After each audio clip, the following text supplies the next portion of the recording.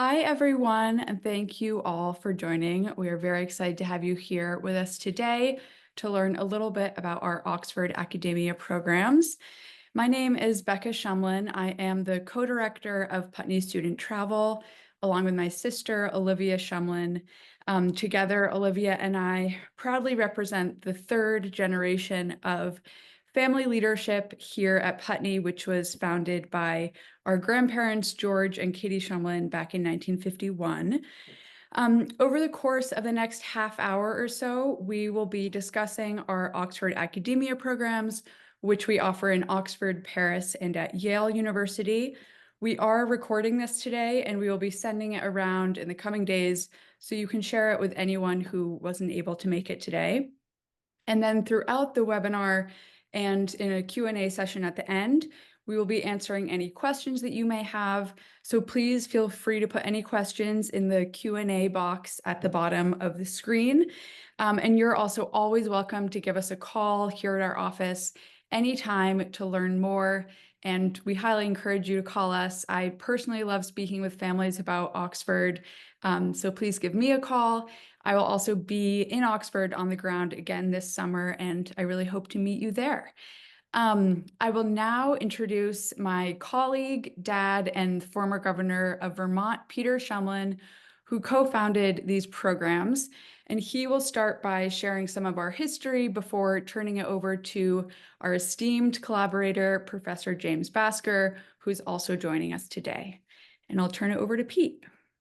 Well, thank you, Becca, for that beautiful introduction. I'm sorry I'm so dark, but my office faces south in this barn that we've been at. We used to be a dairy barn here in Vermont, where we've been for 74 years. The folks on my very left are Becca's grandparents, my parents, the founders of Putney, who were educators who believed, after my dad being sent off of the generation and went off to World War II at age 17, and my mother, who is Dutch, grew up in occupied Holland. They were very much influenced by the war. And they had a vision that if they could send students all over the world to study, to learn, to live in homestays, to collaborate, that they could help build world peace and understanding. And, 74 years ago, pre-commercial aircraft, you had to go by ship. That was a rather unique concept. So we've been here ever since. But I really, if you flick to the next slide, am honored to today introduce my friend, my colleague, Professor James Basker, who's going to lead you through the Oxford portion of Oxford Academia, which is primarily what we're going to focus on in this webinar. And I can tell you that Professor Basker is one of the most exciting people, educators, and friends that I've worked with. And I've had, as Becca suggested, a rather varied career. But I'll just start by telling you a little bit about him. He grew up in a lumber town, primarily in Oregon, got a full scholarship to Harvard for his BA. He was then selected as a Rhodes Scholar, got his master's at Cambridge, his PhD at Oxford, where he taught for many years. As a Rhodes Scholar, he excelled at Oxford, and without telling too much about Jim's secrets, I would suggest to you that he was so inspired by the seminars, the relationships with professors, the history, the magic of Oxford, that there may be a part of him that wished that he hadn't gone to university here in the United States and had in fact gone direct to Oxford. He might not admit that. Having said that, he now is, for 30 years, he's been a tenured professor at Barnard and Columbia. He's the Richard Gilder Professor of History there. He is the president of the Gilman Lehrman American History Institute in New York, which helps to educate over 28,000 schools and educators about the importance of history, the Constitution, which seems rather timely right now, and everything associated with that. So I don't know how he does all of these jobs, but his passion is running the organizing, which he's done for over 40 years, the most challenging academic programs at Oxford University that one can find. My parents had programs at Oxford long before Jim was even going to kindergarten, if he got to go to kindergarten. And when he began his program 40 years ago, it was so good that we discontinued our general programs there over time and recommended his program. He had his own organization. It was a great thing. About 10 years ago, Jim, correct me if I'm wrong later, he was getting some pressure from his current employers, I believe, to spend all of his energy during the winter on the things that he does so well, teaching at Columbia and Barnard, most importantly, directing the Institute, that he had the inkling to transfer his organization to a larger educational organization, thinking he can engage the faculty, select the students, make the magic happen during the summertime, come back to New York and do his job. He did that for some time. It went beautifully until they got gobbled up by venture capital firms or whatever. And he, needless to say, is no longer associated with the program that he founded 40 years ago, Oxford Summer Programs. And that is how Oxford Academia came to be. So that's a little bit of history. One of the strengths of Jim's program right from the beginning was that students were able to take seminars that truthfully high school students could never get access to that level of professors and instruction anywhere else in the world. I often have said the reason for that, one of the reasons is that in gratitude to Rhodes House for sending him on the educational journey that makes him who he is today, he got on a Rhodes House, the American board of Rhodes House about 30 some years ago. And of course, they're always involved in selecting and mentoring PhD and Rhodes Scholars. And when they were all done, I think Jim found a way to engage them as faculty in his programs at Oxford. And they would come back summer after summer because they love his charisma, his educational vision, the quality of his program, working with him. So he always got a level of faculty, frankly, that the rest of the programs at Oxford just could not get during the summer. So it's a pleasure to introduce him. I've probably given you too long an introduction, except to say this. As a governor, I ran education departments. I had hundreds of employees who were dedicated to the educational mission of the state of Vermont. I served on the boards of the University of Vermont State Colleges. I served on other boards. I am a fellow at the Kennedy School, post-governor. I have most recently been a fellow at the School of Public Health at Harvard. I have dealt with hundreds and thousands of educators over the years. I can say without question that Jim is the most exciting, charismatic, thoughtful, inspiring educator that I've been lucky enough to collaborate with. So it's a pleasure to turn it over to my friend, my colleague, Professor Jim Basker. Take it away. Well, thank you, Peter. And I couldn't be happier to be here to talk about these programs. I know in a moment you're going to say a word about the programs in Paris and Yale that are modeled on what we do in Oxford. But let me jump into saying a word about Oxford Academia. As Peter indicated, I've had a very deep relationship with Oxford, both as a student and then later as a teacher and leader of summer programs for 40 years. I'm passionate about the place. I think it is the most extraordinary cultural, historical, academic institution in the world, frankly. And I love coming back every summer to oversee the academic side of the program, to work with the teachers and the students. I'm going to talk about some of the images you're going to see here, but there are some things you can gather even from this first one.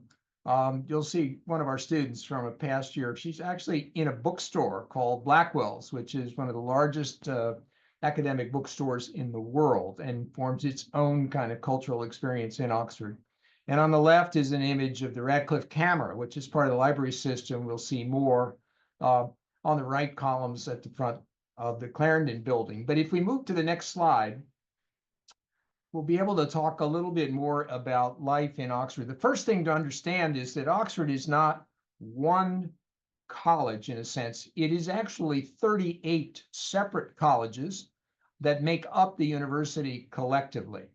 Our program at Oxford is housed at University College and St. Hilda's College, two colleges very close to each other on High Street and across the Charwell just around the corner. They're both beautiful and distinctive. University College is the oldest single college in Oxford, founded in the 1200s.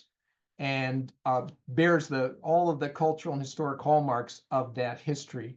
Whereas St. Hilda's is newer, founded in the 1800s, originally as a women's college, but fully coeducational for the last 25 years. It is the only college that has its gardens and riverbank areas right on the Charwell River. So it's an incredibly beautiful setting in the summer for some of our students to live and do their work. The images you see on the screen here give you a sense of the historical richness of Oxford, a city that is more than 1,000 years old, originally named for a place on the Thames River where the oxen or the cattle could ford the gravel stream. So it became known as Oxenford or Oxford, as even Chaucer would have known it to be in the 1300s. Here you see some of the images that bring to life our program in the summer. The church in the middle is actually where we have our orientations. It's St. Mary's, the university church, which has been on that site for 800 years. It's one of the oldest institutions. It is still known as the University Church, and for 500 years, it was the place where lectures happened, matriculation and graduation happened, all the university ceremonies, where the colleges produced their students and the university authorities held these events. But eventually that moved to the theater that you see in the upper right in the 1660s, the Sheldonian Amphitheater, designed by Christopher Wren, who was just about to burst on the scene after the Fire of London, designing hundreds of churches and public buildings in London. But this was his first project, and it is one of the most extraordinary architectural accomplishments in all of Europe. Our students will attend a concert there. They'll get a tour where they come to understand this magnificent neoclassical building. The other scenes give you an idea of life in Oxford. Upper left is a scene at University College where one of the classes, a small seminar, is meeting out in the garden. The lower left shows you University College from the main entrance and the buildings from the 1600s, which house the chapel and dining hall. And there I am on the right with some students showing them some of the areas outside the medieval town wall and opposite where we're standing, Dead Man's Walk, which I'd love to tell you more about. But let's go to the next slide because there's so much to see and do. My own college is on the left, Christ Church, founded by Cardinal Wolsey and refounded by King Henry VIII in the 16th century. Students will have a tour of Christ Church and attend evensong. Through the portal, the gate in the center, you can just catch a glimpse of Pembroke College across the street, where my favorite author Samuel Johnson was a student and became Oxford's most famous college dropout. In the center, you see an image of what our students enjoy, breakfast and dinner in the dining hall under portraits of distinguished figures from the history of the college. There's that atmosphere everywhere in this program. As you'll see on the right, a scene from the streets of Oxford. It's fantastic the way the streets of Oxford speak to people. Every stone, every building has a story to tell. That bridge of sighs you see across the top is actually from 1910, but deliberately modeled on the Bridge of Sighs in Venice. It actually connects two buildings of Hertford College so that students won't be troubled to go outside on the street in order to go from one section to the other.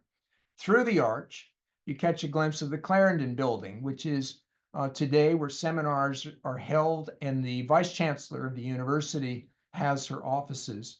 I'm pleased to say that Oxford is today led by a woman Vice Chancellor. She is the second, following Louise Richardson, who was the first in the 800-year history of Oxford. But Oxford continues to develop in ways that can be surprising to visitors. Let's go to the next slide. Again, looking under the arch, you can see the Sheldonian Amphitheater from the side, clearly modeled on a Roman amphitheater, but because without the Roman climate, there needed to be a roof over the top. That the green bronze roof you see is designed by Christopher Wren in an incredibly clever and original way, so that there are no columns inside the building. That is the building in which today all of the matriculation and graduation ceremonies take place. In fact, I received my doctorate in that building in 1983. Just to the left of it, you catch a side of the Bodleian Library, which dates from the time of Shakespeare. It was built in about 1602, 1603. It is the hub, the centerpiece of Oxford's library system, one of the greatest library systems in all the developed world. And our students will enjoy a private visit to the Bodleian and also to one or two of its ancillary branches, including the Rothermere American Institute, where the Harmsworth Library is housed. Let's go to the next slide. Here we have University College, which I love to show you. These buildings are from the 1600s. This is one of our two residences, and as you can see, it's a kind of misty day in Oxford. To the left of that tower in the center is the chapel, and to the right is the dining hall. And this grassy area in the foreground is what is called in Oxford a quadrangle. In Cambridge, they call them courts. They were not originally grass, by the way. They were originally gravel or stone. And that was to cope with the fact that there were horses and other animals all the way down to the 1800s who would frequent these quadrangles. Grass would have led to mud and muck and manure and a mess. So it's only since the late 1800s, early 1900s that the colleges have put in these beautiful grassy quadrangles. Students cannot walk on these in the main quad, but there are places where they can recline on the grass and have hangout sessions with their friends. Even some of our classes will be held outdoors on a sunny day. Let's go to the next slide, because I want to give you the fullest sense I can of Oxford. Here's another angle of view on that front quadrangle. University College is often shortened to UNIV, and of course, it could hardly be more confusing to have something called University College within Oxford University. But such is the legacy that we have of its history. It is a very distinguished college. I'm actually writing a book about one of the most famous visiting fellows, Samuel Johnson, who dropped out of Pembroke College years later, became affiliated with University College, and for 20 years made it his regular home. Our students will visit a room in University College where in about 1770, Samuel Johnson made his famous toast, "Here's to the next insurrection of the Negroes in the West Indies." Johnson was avidly anti-slavery at a time when there wasn't even an abolitionist movement. On the right is another famous former student connected with University College. This is the beautiful Percy Bysshe Shelley Memorial. Now, Shelley was a brilliant student who came up to Oxford in the early 1800s, but he was also a bit defiant in his approach. So he wrote a pamphlet his first term at Oxford called On the Necessity of Atheism. It was really calling into question the whole need for Christianity as the official religion. He was expelled after only one term at Oxford, and he never returned as a student. He went on to become a great poet, one of the great Romantic poets, along with Keats and other contemporaries. He died in a boating accident in Italy, living in exile some years later. And so the memorial that now sits in University College depicts his body in white stone, just as it might have washed ashore after that terrible accident. So it's a very touching memorial to one of the greatest poets in English. And it's ironic that his college was all too willing to honor him in death, even though they had expelled him as a student. The inscriptions across the top are actually lines from a poem he wrote in honor of his friend John Keats, who had died several years earlier at the age of 24. And Shelley had written this beautiful elegy. Some of the scenes in the college. Let's go to a little bit more about the program. I want you to know that Oxford is not only historic architecture, it's very much a living, breathing university. We make it possible for our students to visit institutions and sites all over. This is actually one of the most modern buildings that houses the politics and government section. It was built only about 10 years ago, the Blavatnik School of Government and Politics, and our students visit it.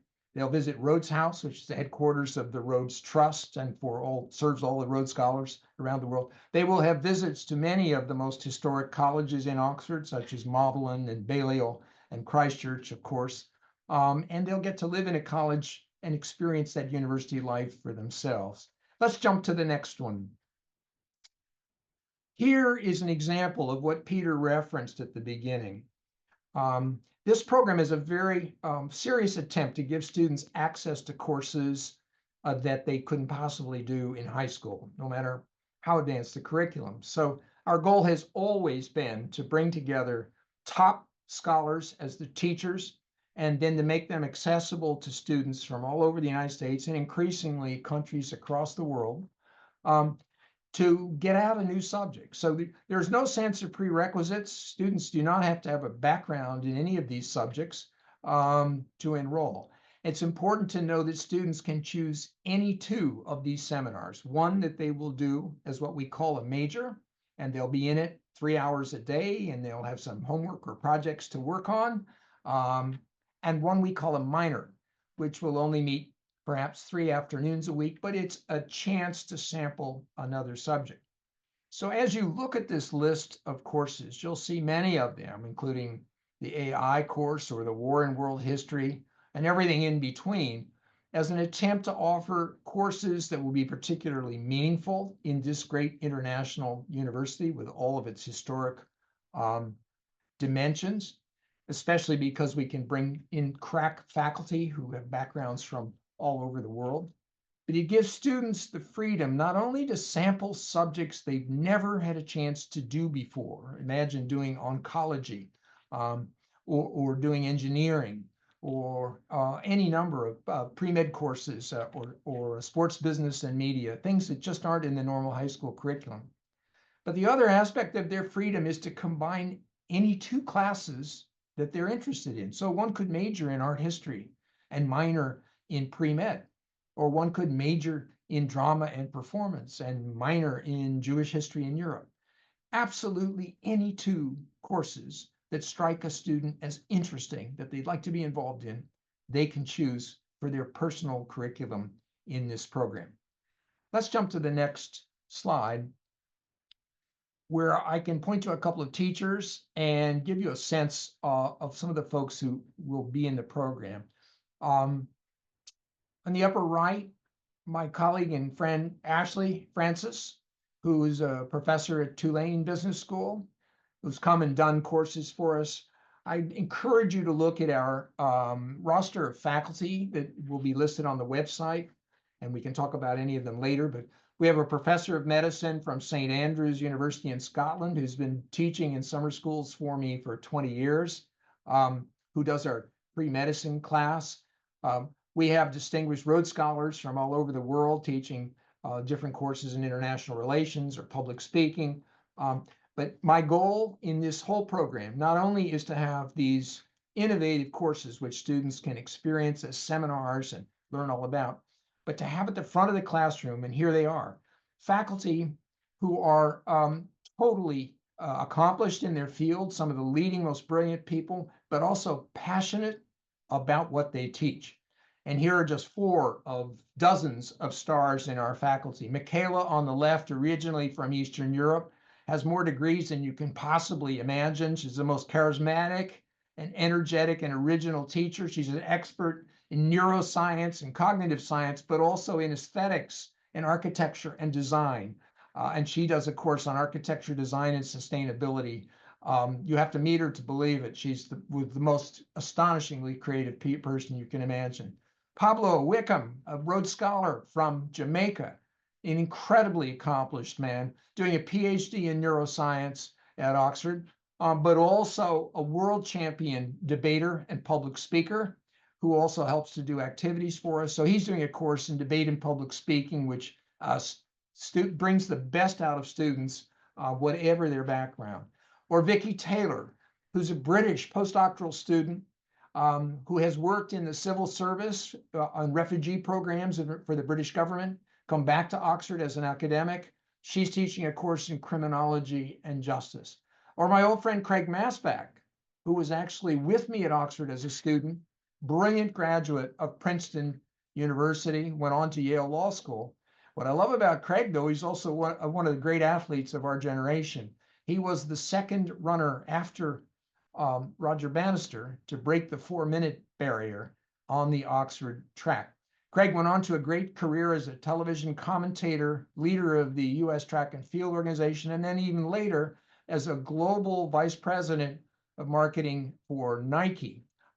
He does a course for us in sports business, media, and law. Students have access to a guy with more expertise and more energy than you could possibly find anywhere else in the world. This is just a sampling of the people that our students can experience, and I'm always happy, as you can hear, to go on about their qualifications. But let's jump to the next detail. This is what life is like every day. On the left, you can see some of the pictorial elements. There's a class meeting out in the quadrangle, maybe having a discussion of philosophy or some issues in science or medicine. Lower left is Haitong Du, who represents the international dimension of our faculty. He's actually originally from China. What I love about Haitong is he came on my summer program as a 16-year-old years and years ago from China. He had a teacher from Malaysia, actually a Rhodes Scholar who was doing a PhD. He was inspired to do international relations. So he came to Oxford after his undergraduate degree at Tufts. He did a master's degree in Oxford in international relations and then went on to his PhD. And he now teaches international relations, the subject that he was first inspired by more than 10 years ago. And there you see a scene from the dining hall. So students in our program live in the college in the very rooms that undergraduates would be in during the year. They're getting the full college experience. 9 o'clock in the morning after breakfast, they go and meet their seminars. These are small groups, anywhere between 10, 12, 14 students in a seminar. Lots of experiential learning. So you're not in a classroom all day. Some part of the day will be spent on a visit to a site like the Ashmolean Museum or to medical or science laboratories in Oxford. There'll be project work or creative writing or note-taking or exercises in and out of the classroom. And there will be big ideas in the subject. There will not be long homework. There will not be final exams, and there are not long essays. But it is very experiential learning with a lot of conversation between and among the top scholars. At midday, there are a couple of hours of lunch and free time. Oxford is a place where there are a million ways to enjoy lunch, whether in an 800-year-old vault under a cathedral where there's a buffet lunch, or there's a place where the Pret-a-Manger has taken over a 1500s Tudor building where you can have a tuna sandwich while gazing out on a medieval street. People can buy a picnic lunch in the grocery store and go to a beautiful quadrangle. There are a million ways to enjoy lunch with your fellow students. Then in the afternoon, the minor seminars meet for a couple of hours. On the days when they don't meet, and every day after 4, we have activities directors whose whole job is to lay on field trips, sports, guest speakers, a rich array of choices every day for students to go and enjoy, depending on what they would like to do, what they find interesting. Then every evening, dinner in the college, in the great medieval dining hall. The food is pretty good. There are choices at every meal, but of course it's not, luxury dining. Then after dinner, again, many opportunities for different learning experiences. We will have guest speakers, very distinguished ones. We might have evening programming where students are going to a play or to evensong in a medieval chapel, or there will be other activities that are enjoyable, or some time to read and reflect and hang out with other students. And then at 10 o'clock, it's check-in in the residence, excuse me, where everybody will be back in college, comparing notes with their pals, checking in, faculty check them in before going off to bed. If we flip to the next slide, I think we have an idea here just of the caliber of guest speakers. I worked very hard at this. I have a lot of connections in different faculties in Oxford and in academic communities around the world. So here are 3 of our guest speakers. from a wide array. Olivia Rislin is actually a fellow Rhodes Scholar. She serves on the board of the American Association of Rhodes Scholars with me. Despite how young she looks in that photograph, she's a very distinguished professor of genetic medicine at the University of Colorado. She did her doctorate at Oxford. She comes every year to collaborate with her fellow researchers in Oxford and gives us a talk about the genetic research that's going on right now that might lead to cures for cancer and other diseases. Struan Murray has been teaching for me for many years. He's actually a member of the faculty in Oxford. He teaches, believe it or not, biochemistry at Corpus Christi College, Oxford, where he did his doctorate. But he's also a leading children's book author, bestseller. And so he comes and does a reading and chat about some of his best-selling books for young readers. And at the same time talks about how you blend an academic career in chemistry with a creative writing career that has made him a bestseller. Adam Smith on the right has been teaching with me for more than 20 years, a British historian who specializes in American history. He's very eminent. He's become a leading professor in the Oxford faculty. He's actually a fellow of University College. He's also the director of the Rothermere American Institute, where our students will have a private visit to see how Oxford University presents American history and American culture in an academic context, a sort of reversal of perspective across the Atlantic. So those are just three of our guest speakers, but there will be an array of others who come through at different times and are available, not in any required way, but an opportunity for our students to really see over the horizon in terms of what's going on in the world of culture and science. Let's jump ahead. I think that you'll hear more about some of the excursions, but our students have a chance to go to Stratford, to go to Blenheim Palace, which you can see below, and to visit sites that enrich their time, but there'll always be not just tourists, but they will actually have historical and cultural information about each of these experiences, where they have a wide array of opportunities to choose from on weekends that really make the whole experience transformative. And I would say, in closing, our students are people who come from every kind of background, but the great thing about them is that they're eager to learn, they're eager to have the experience of a university community. They want to test themselves in new subjects. They want to experience subjects that they can't do in school, and they want to be around other kids who are passionate about learning in the same way that they are. And you can see a cross-section of our kids at Stonehenge in the top slide. I think I should probably step back and let Peter say a word about the other programs in Paris and Yale. But I want to close by saying I'll be in Oxford for both sessions of the program. I look forward to welcoming the students on the opening day, giving them a historical talk. I do some walking tours and some guest presentations. I do visit guest presentations in some of the classes. I try to meet every student in the program and find out what they're about and how I can help them to experience the program. But I'm happy in the meantime to answer questions either in this format or later on in the weeks to come. Thank you all for taking an interest in this program, and I hope to see all of you in Oxford in the summer. Thank you, Jim. And I'm going to turn it over to Becca. But before I do, I realized, as Jim just mentioned, that I wanted to say a word about Paris and Yale, and maybe just flip back to that slide. This seminar was primarily focused on Oxford because we had Professor Basker with us. But it's worth noting that we are happy to answer your questions about our program at the American University of Paris or Yale University. The reason that they're relevant is that they are almost exactly what Jim just described, except for at the American University of Paris and Yale. You can see that the dates for Paris and Oxford are interchangeable. So one could do a session at the American University of Paris and then do a session at Oxford or vice versa. We help coordinate transportation. And there's a $1,000 discount when you do that because we don't want to charge you our $800 overhead and our $200 application fee twice.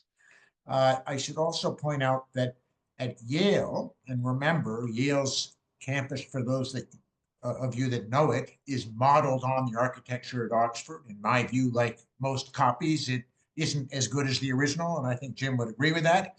But it's a great attempt, and larger, but not quite as historic, but absolutely gorgeous.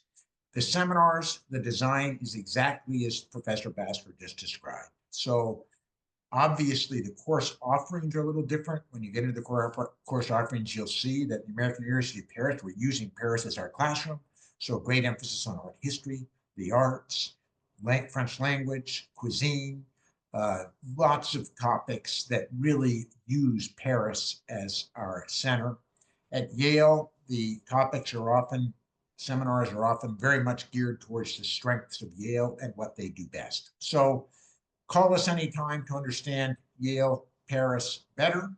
But I did want to touch on that because they're extraordinary programs with exactly the same design, and it's only your university that you are choosing. So I'll turn it back over to Becca to Great. talk about admissions. Thank you. Yes, thank you, Pete and Jim. I'm just going to speak briefly about the application process. So the application is completed entirely online. You go to the website, click apply, and create a login. And then that login becomes what we refer to as the digital locker. And this digital locker portal is the one-stop shop for everything you need, from starting the application to where you will find all the necessary information and documents that you need to prepare for your program. So packing lists, information about your teachers, travel information, all of that. But when you apply, we ask for basic information, your name, current grade, and contact info so we know how to get in touch with you. And then the most important step is to select a program choice and secure space in your program with a signed agreement form and a $700 payment, which consists of a $200 application fee and a $500 tuition deposit. And once your space is secured, the rest of the application opens up and families can complete the remainder of the application when you have time. And that consists of a personal statement, which is a short statement for the student to complete, telling us a bit about who you are, why you want to join this program, what you hope to contribute to the program. And then we also ask for 2 teacher reference forms. And for that, you just list the teachers' names and their contact information, and we send a reference form directly to the teachers for them to complete online so that you don't need to track down those physical references by yourself. And we do not ask for physical letters of reference. I should say we have a rolling admissions process, so we will accept applications as long as there is still space. Our programs do fill up though, especially right now, and particularly on the academia programs, as we described a little bit earlier, we deliberately keep the seminars small, and so those can fill up pretty quickly. So if you're interested in joining us this summer, we encourage you to hold space as soon as possible so that you don't miss out on your first choice program and your first choice seminars. With that, I think we can open it up for questions.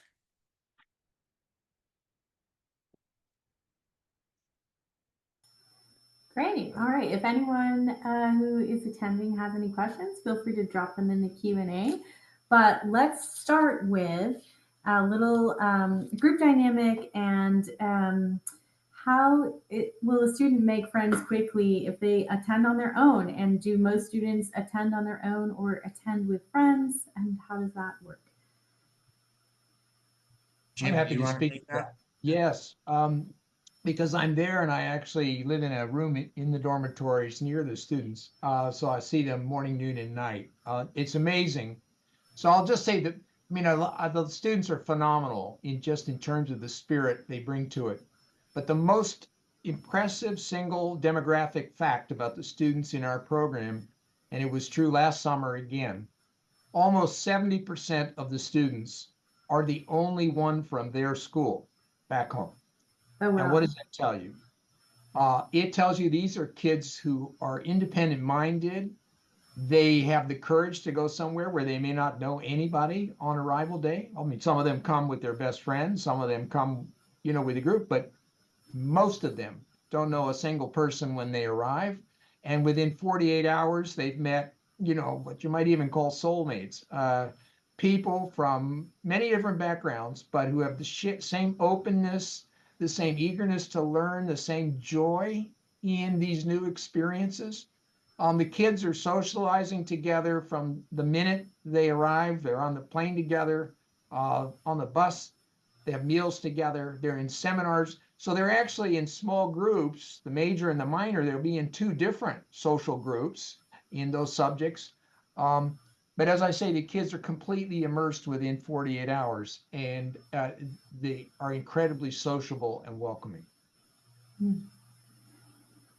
And Can Jim, you that touch just on? reminds me of a point that I should have made when I said you can mix and match Paris and Oxford or whatever.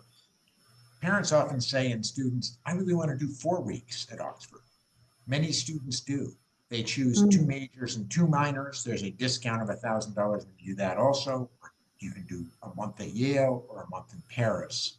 So just want to clarify that you have a choice between 2-week programs or 4-week programs. If you do the 4-week, you get the benefit of 2 majors and 2 minors.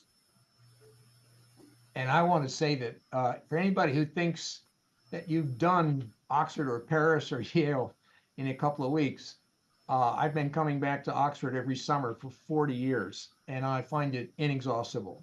New people, new experiences, new ideas every time I come. Can you touch a little more on how free time is structured and activities that might happen when students aren't in their seminar? Well, sure. In each of the colleges, there's a program office where there are deans who, people, experienced educators whose job is to look after the well-being of the students and to help organize the program of activities. And then there are activities directors whose whole job is to put together an array of diversified options for kids. And in that office, but also through WhatsApp or whatever the technical facility is, kids can sign up and they can make choices. I want to go on a field trip to Blackwell's bookstore. I want to go on the walkabout to Christchurch Meadows. I want to go on the visit to the Oxford Medical School. Well, I want to have a little historical walking tour with Professor Basker and see some of the medieval colleges. There will be an array of choices every single day that kids choose among. The groups are controlled in size. There's nothing worse than trying to toddle around with too many people. So there'll be a limit of 10 or 12 or 14 people as you go for your activities. You can go along with your pals. So it's not restricted to the kids in your class, although you will, from your seminar major and minor, you'll have outings too, which are focused on your class topic. But for the activities period, you can go with anybody. You're going to make new friends in that group. You can choose to go with a pal you've made. And as I say, there are different choices every single day. Some of them, once in a while, as in a trip to see a Shakespeare play, we may have the whole crowd together in the theater and seeing it. But by and large, they're in small groups with a number of choices every day. That's lovely. Great. That wraps up the questions that we have here. Does anyone have anything they want to add? We deeply appreciate you joining this webinar. I want to point out, if you look out my windows, Becca doesn't have her window showing. We have beautiful snow in Vermont. We know that many of you Easterners come skiing in the great state of Vermont, which has the best skiing in the world, by the way. I'm a little biased. But should you come skiing here, please come stop by our 74 or many 100-year-old barn, but 74 years for which we've been here, and come visit us. We love having visitors. We're out a dirt road in the middle of nowhere, but give us a call or shoot us an email. And we'll make sure you get great directions. And we welcome you if you're coming to Stratton, to Mount Snow, to Killington, to Okemo, all of the great mountains. We're en route. So stop in and say hi. Great. I'll just Becca, add a word of welcome if I can. I'll just close by saying, because I know we're about to sign off, that I look forward to greeting people on arrival day in Oxford and showing people around.